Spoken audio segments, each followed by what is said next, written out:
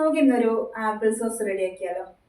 അപ്പോൾ അതിന് വേണ്ടിയിട്ടുള്ള ഒരു ആപ്പിളാണ്, ഒരു ആപ്പിൾ വെച്ചിട്ടാണ് ഞാൻ ചെയ്യുന്നത്. എനിക്ക് വളരെ ചെറിയൊരു ക്വാണ്ടിറ്റിയിൽ ഉണ്ടാക്കിയാൽ മതിയാവും. അപ്പോൾ ഈ ആപ്പിൾ ഒന്ന് പീൽ ചെയ്തെടുക്കാം. പിന്നെ ഇതൊന്ന് കട്ട് ചെയ്തെടുക്കാം. ഒരുപാട് ചെറിയ പീസസായി കട്ടാക്കേണ്ട ആവശ്യമില്ല, നമുക്കിത് കുക്ക് ചെയ്തെടുക്കാനുള്ളതാണ്. അപ്പോൾ നമുക്കൊരു അത്യാവശ്യം വലിപ്പമുള്ള സ്ലൈസസ് ആക്കി എടുക്കാം.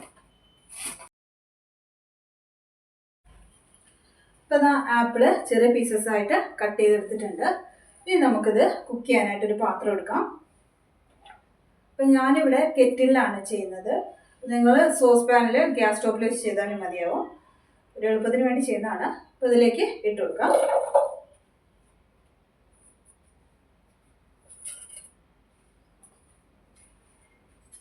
ഇനി ഇതിലേക്ക് 1 ടേബിൾ സ്പൂൺ അളവിൽ ബ്രൗൺ ഷുഗറാണ് ചേർത്ത് കൊടുക്കുന്നത്. ബ്രൗൺ ഷുഗറാണ് 1 ടേബിൾ സ്പൂൺ അളവിൽ ചേർത്ത് കൊടുക്കാം. അതുപോലെ തന്നെ 1 ടേബിൾ സ്പൂൺ അളവിൽ നോർമൽ വൈറ്റ് ഷുഗർ ചേർത്ത് കൊടുക്കുകയാണ്. ഇനി ഇതിലേക്ക് കുറച്ച് സിന്നമൺ പൗഡറാണ് ചേർക്കുന്നത്. സിന്നമൺ ഞാൻ പൊടിച്ച് വെച്ചിട്ടുള്ളതാണ്. ഒരു 1/4 ടീസ്പൂൺ അളവിൽ ചേർത്ത് കൊടുക്കാം.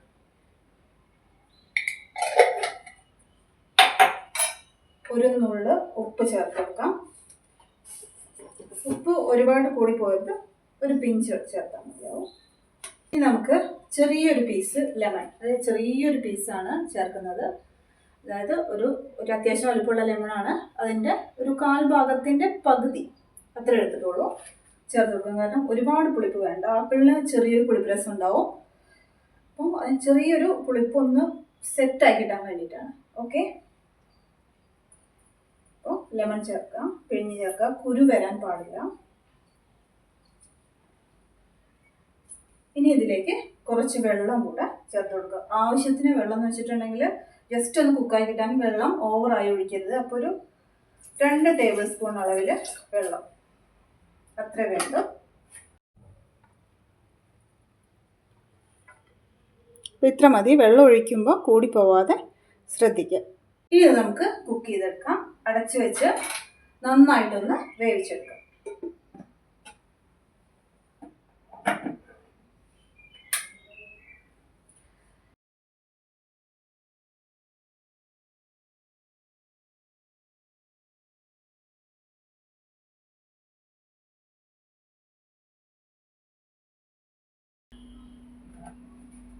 ഇതാട്ടോ നമ്മുടെ ആപ്പിള് നന്നായിട്ട് കുക്ക് ചെയ്ത് സെറ്റായി വന്നിട്ടുണ്ട്. ഇനി നന്നായിട്ടൊന്ന് പേസ്റ്റ് ആക്കി എടുക്കണം. അതിന് വേണ്ടിയിട്ട് ഒരു മിക്സിയുടെ ജാർ എടുക്കുക.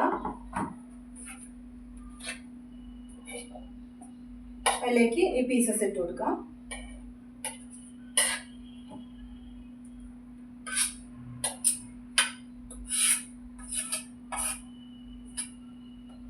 ഇത് ഓവറായിട്ട് വാട്ടർ കണ്ടന്റ് ഉണ്ടാവാൻ പാടില്ല. അപ്പോൾ അതുകൊണ്ടാണ് കുറച്ച് വെള്ളം എടുത്തിട്ട് നന്നായിട്ട് വറ്റിച്ചെടുത്തത്.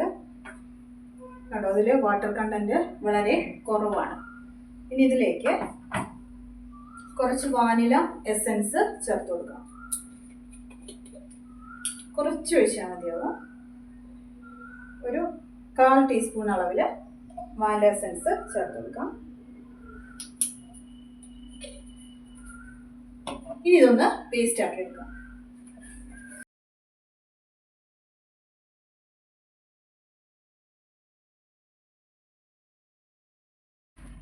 അപ്പോൾ ഇതാട്ടോ നമ്മുടെ ആപ്പിൾ സോസ് റെഡിയാണ്. അപ്പോൾ അത് കേക്ക്സിലേക്ക് ആയതുകൊണ്ടാണ് ഞാൻ ഒരുപാട് ലൂസാക്കാതെ. നമുക്ക് കുറച്ച് ലൂസായിട്ട് ഇരിക്കണം എന്നുണ്ടെങ്കിൽ അതിലേക്ക് ഒരു അല്പം വാട്ടർ ചേർത്താൽ മതി. അതായത് പിന്നെ നമ്മൾ കുക്ക് ചെയ്യുന്ന സമയത്ത് തന്നെ ഒഴിക്കണം.